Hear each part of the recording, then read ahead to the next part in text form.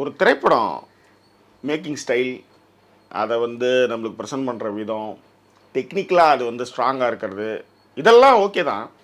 ஆனால் ஏதாவது ஒரு இடத்துல அந்த படம் நம்மளுக்கு வந்து கனெக்ட் ஆகும்.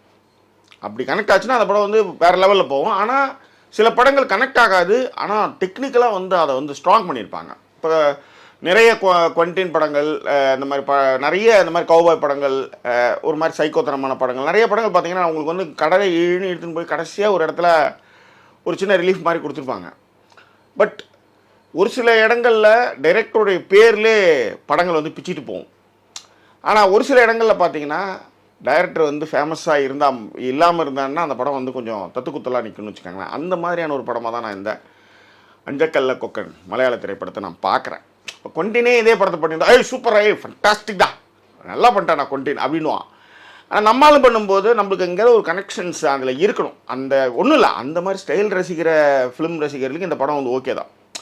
பட் இது எப்படி இருக்குது, என்ன உணர்வுலாம் குடிச்சிச்சு அப்படின்றத கொஞ்சம் விரிவாக பார்க்க போகிறோம். சப்ஸ்கிரைப் பண்ணாலும் சப்ஸ்கிரைப் பண்ணுங்கள், பெல் ஐக்கானை மறக்காமல் அழுத்திருங்க.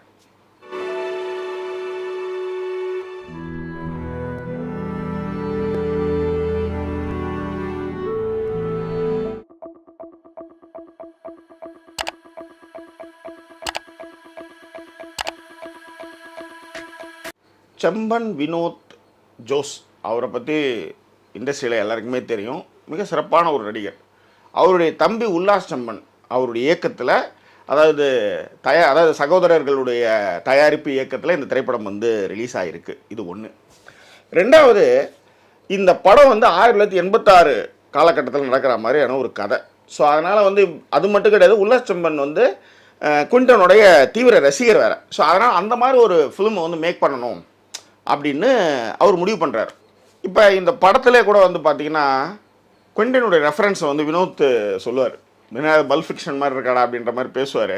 பட் இந்த படம் வந்து டிஜாங்கோ, ஹேட்ஃபுல் எயிட்டு இந்த மாதிரியான கலவைகளில் இன்ஸ்பயராகி எடுத்த படம் தான் இந்த இருக்காங்க அஞ்சக்கல்ல கொக்கன். இதில் வந்து ஒரு 1986 அப்படின்னும் போது அந்த காலகட்டத்துக்கு போகிறாங்க. இப்போ உதாரணத்துக்கு ஒரு ஊருக்கு நம்மளாம் அப்போலாம் போனோன்னா ஹாஸ்டலில் சேர்க்குறாங்கன்னா இப்போ இருக்கிற மாதிரி பேக் பேக்கு தள்ளிட்டு போகிற ட்ராலி, அந்த மாதிரி ட்ராலி பேக் அந்த மாதிரிலாம் கிடையாது. வெறும் இந்த இரும்பு தகர டப்பா பொட்டி ஒன்று இருக்கும், அதை தான் எடுத்துன்னு பயணிப்பாங்க. ஸோ அந்த மாதிரியான காலகட்டத்தை அவங்க வந்து கண்முன் நிறுத்துறாங்க. டெக்னிக்கலாக பார்த்தாலே ஆடி பாட்லேருந்து காஸ்டியூம்லேருந்து மிரட்டியிருக்காங்க. மிக முக்கியமாக அர்மோ அவருடைய சினிமாட்டோகிராஃபி ஒரு டோன் செட் பண்ணுறாங்க இல்லையா. ஒரு படம், அந்த படத்துக்குள்ளே நம்ம போகிறதுக்கான ஒரு டோன் செட் பண்ணுறாங்களா, அந்த டோன் வந்து 1986 போது ஒரு வெறுமையும் அவங்க நினச்சிருந்தா அதை பச்சை பசேன்னு காமிச்சிருக்கலாம். அந்த வெறுமையிலே வந்து இன்னொன்று அந்த ட்ராக்லாம், அந்த ரோடெலாம் வந்து அப்படி பளிச்சுன்னு தெரியும். ஏன்னா அந்த காலகட்டத்தில் பெரிய தார் ரோடெலாம் இப்போ போடலன்றதுனால அந்த மாதிரி விஷயங்கள்லாம் கொஞ்சம் பார்த்து பண்ணியிருக்காங்க. அது ரொம்ப ரசித்தேன் நான். அதே மாதிரி வெறுமையாக ஒரு மாதிரி காஞ்சி கரம்பாக இருக்கிற மாதிரியான ஒரு டோன் செட் பண்ணி இந்த கதைக்கு ஏற்ற மாதிரி நம்ம மூட் செட் பண்ணியிருக்காங்க. பட் 2 சீன் வந்து பெரிய லெவலில் நான் ரசித்தேன். அது வந்து ஒன்று இன்டர்வல் பிளாக். அந்த இன்டர்வல் பிளாக்கில் பார்த்தீங்கன்னா பிரித்து மெஞ்சிட்டாங்க. எடிட்டிங்காக இருக்கட்டும், கேமரா ஒர்க் அவுட்டாக இருக்கட்டும், மியூசிக்காக இருக்கட்டும், பின்னிட்டாங்க. அதே நேரத்தில் கிளைமேக்ஸ், இந்த 2 தான் வந்து இந்த படத்தை வந்து பார்க்கலாம் அப்படின்ற ஒரு பரிந்துரையை ஏற்படுத்துன்னு வச்சுக்கோங்களேன். மற்ற நேரத்தில் வந்து ஓகே தான், நிறைய இடத்துல கனெக்ட் ஆகாமல் இன்னும் போகுதேடா அப்படின்ற மாதிரி ஒரு ஃபீல் இருக்குது. ஆனால் நான் ஏற்கனவே சொன்ன மாதிரி குவிண்டன் மாதிரியான டைரக்டர்ஸ் பண்ணும்போது அதை வந்து நம்ம வந்து ரசிக்கிறோம். இது இந்த மாதிரி ஒரு பிராந்திய மொழியில் இப்படி ஒரு ஸ்டைலில் ஒரு படம் பண்ணியிருக்காங்க அப்படின்றது தான். பட் அதுக்காக வந்து கனெக்டே ஆகாமல் போச்சுன்னா நம்மளால் ஒன்றும் பண்ண முடியாது. ஏன்னா முதல் பாதியில் இன்டர்வல் பிளாக் வரலையுமே நம்மளை வந்து பொறுமையை சோதிக்கிற மாதிரியான காட்சிகள் நிறையவே இருக்குது. செகண்ட் ஹாஃப்லேயும் கொஞ்சம் அப்படி இருக்குது. அந்த காட்சிகளை சுவாரஸ்யப்படுத்தியிருந்தாங்கன்னா இன்னும் சுவாரஸ்யமாக இருந்திருக்கும் அப்படின்றது தான் இந்த படத்தில் இங்கே நான் சொல்லக்கூடிய ஒரு மைனஸ் பாயிண்ட். That's all. அடுத்தது ஆர்டிஸ்ட் பர்ஃபார்மன்ஸில் பார்த்தீங்கன்னா வசுதேவனா வந்து புதுசாக போலீஸ்காரராக வர்ற லுக்மன் அவாரன் அவர் வந்து ஃபண்டாஸ்டிக்காக பண்ணியிருக்காரு. சுலேகா மஞ்சள் நம்ம ஏற்கனவே அவர் வளர்ந்து வர ஒரு பக்காவான நடிகர், அவர் சிறப்பாக பண்ணியிருக்காரு.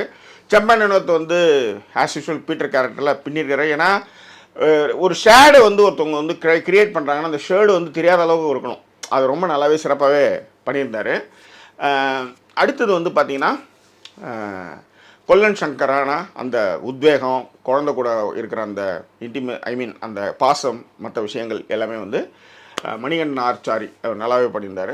அடுத்தது வந்து மேகா தாமஸ் படத்துக்கு வந்து ஒரு என்ன சொல்கிறது செல்லிங் பாயிண்ட்டுன்னு ஒன்று இருக்கும்ல, ஒரு ஒரு ஒரு ஜிலிஜிப்பு, அதுக்கு வந்து மேகா தாமஸ் நல்லாவே யூஸ் பண்ணியிருக்காங்க, நல்லாவும் நடிச்சிருந்தாங்க. எஸ்பெஷலி முக்கியமாக செம்பன் வினோத் கூட இருக்கிற அந்த இன்டிமசி சீன்ஸில் ரொம்ப நல்லாவே அவங்க பண்ணியிருந்தாங்க. ஸ்ரீஜித் ரவி தான் வந்து சாப்ராவாக நடிச்சிருந்தார், நல்லா இருந்தது. ஏன்னா அந்த ஃப்ரெண்டை வேட்டைக்கு கூட்டின்னு போகிற அந்த சீன்ஸ்லாம் வந்து நல்லாவே பண்ணியிருந்தார். ஸோ இந்த மாதிரி படத்தில் வந்து நிறையா ரசிக்கக்கூடிய விஷயங்கள்லாம் இருந்தாலும் நம்மளுக்கு வந்து கனெக்ட் ஆகிறதுக்கு நிறைய டைம் எடுத்துக்கிச்சு. ஆனால் நான் சொன்ன மாதிரி அந்த 2 சீன் இன்டர்வல் பிளாக் அண்ட் கிளைமேக்ஸை வந்து நிச்சயமாக நம்மளுக்கு வந்து ஒரு புது அனுபவத்தை ஏற்படுத்தும். நான் ஏற்கனவே அந்த 2 வில்லனுக்கு வருவானுங்க மென்டல் மாதிரியே, இந்த என்னது நம்ம சாப்ராவுடைய பசங்க 2 பேர். அது பார்த்தீங்கன்னா ஒருத்தவனுக்கு வந்து மைக்கேல் ஜாக்சன் மாதிரி புதுசுன்னு முடிய போட்டு அவனை மாதிரி ஒரு பளிச்சுன்னு சிரிக்கிறது, ஒரு மேக்கப் டார்க் மேக்கப் போட்டு, அது ரெண்டுமே ஒரு மாதிரி புல்லட்டில் போயிட்டு ஐ மீன் Yamaha RS100 அதில் வந்து சுற்றிக்கிட்டு போனதெல்லாம் வந்து பார்க்குறதுக்கு ரொம்ப நல்லாவே இருந்துச்சு.